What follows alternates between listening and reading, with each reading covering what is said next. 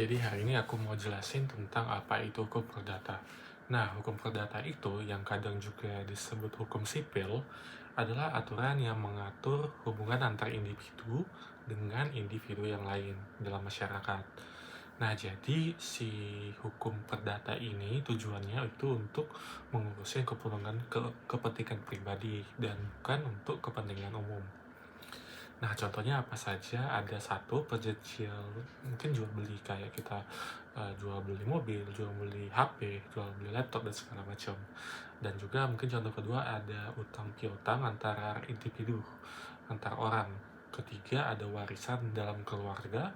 Yang selanjutnya adalah pernikahan.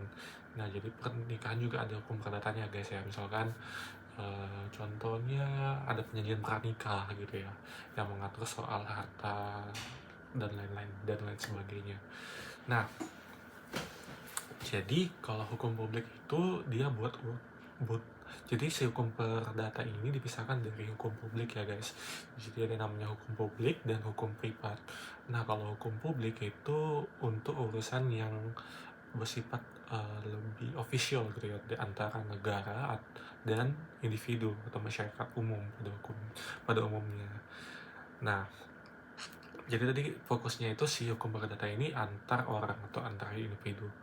Nah, ada 5 pandangan menurut para ahli. Yang pertama dari Prof. R. Satjono yang mengatakan bahwa hukum perdata itu adalah aturan yang mengatur hubungan manusia satu sama lain.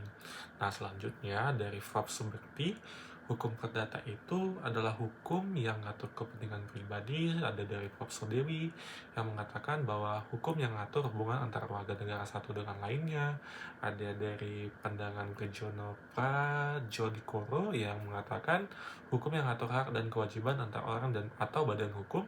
Yang kelima, Ridwan Syahrini yang mengatakan bahwa hukum yang mengatur hubungan antara individu dengan fokus ke kepentingan pribadi.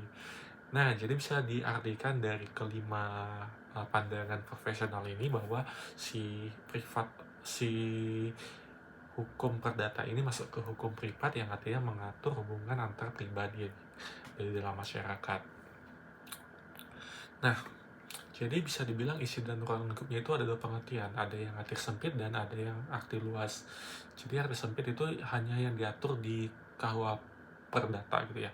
Kita Undang-Undang Hukum Perdata atau BW. BW ini sebenarnya dari zaman Belanda. Nah, BW itu nama panjangnya adalah Burgerlijk Wetboek yang dibuat pada tahun 1838 yang menjadi dasar si hukum perdata ini. Nah, kita pakai hukum Belanda ya guys ya, karena kita kan dulu dijajah oleh Belanda gitu ya, VOC dan Belanda seterusnya. Nah, ada juga arti luasnya bahwa si KUH Perdata ini adalah termasuk hukum dagang gitu ya. Selanjutnya, KUH Perdata ini ada aturan umum. Nah, ada yang aturan khusus ya guys, yaitu Kitab Undang-Undang Hukum Dagang. Jadi ini di bawahnya si KUH Perdata tadi ada poin namanya Kitab Undang-Undang Hukum Dagang, yaitu aturan khusus. Yang kalimat hukumnya adalah lex specialis derogat legi generali. Aturan khusus mengalahkan aturan umum.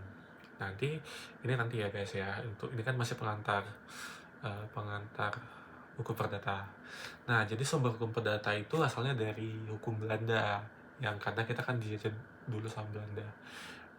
Tapi sekarang sumbernya udah banyak ya guys, dari undang-undang, hukum adat, kebiasaan, perjanjian internasional, jurisprudensi, doktrin, dan segala macam. Nah, kalau sejarah singkatnya itu dari Romawi, dari Corpus Juris Civilis, dari Perancis, Kode Napoleon Bonaparte ya guys ya. Mungkin pernah dengar. Belanda, Burgerlijk Wetboek tadi yang jadi dasar kita untuk buat KUH Perdata ini.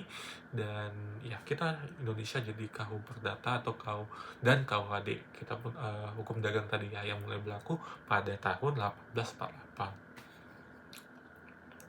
Jadi hukum perdata di Indonesia itu sampai sekarang masih berlaku, tapi sikapnya beragam gitu atau plural.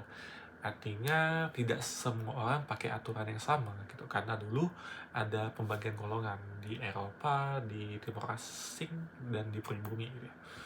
Jadi tapi sekarang sudah banyak disatukan atau diunifikasi guys. Oke, mungkin aku ngambil materi selanjutnya itu. Oke, jadi kok bisa kesimpulan tadi ya. Jadi kalau disimpulkan, hukum perdata adalah aturan yang mengatur hubungan antar individu seperti keluarga, warisan, perjanjian, dan benda untuk melindungi kepentingan pribadi dalam kehidupan masyarakat. Nah, sekian dari saya guys. Next nanti video selanjutnya. See you.